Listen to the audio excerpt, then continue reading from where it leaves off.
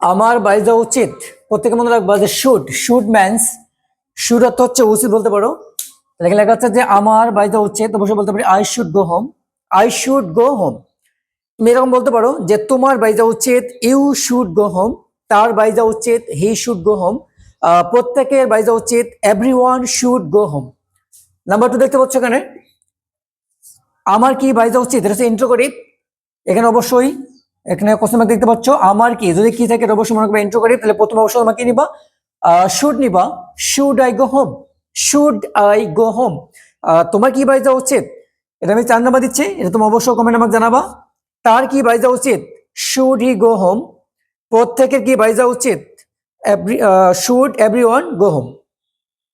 2 number শেষ, number 3 দেখতে পাচ্ছ, আমার বাড়ি যাওয়া উচিত না। এটা হচ্ছে নেগেটিভ সেন্টেন্স, যে আমার বাড়ি যাওয়া উচিত না। I should not go home, I should not go home. তার বাড়ি যাওয়া উচিত না, এটা বলতে পারি he should not go home.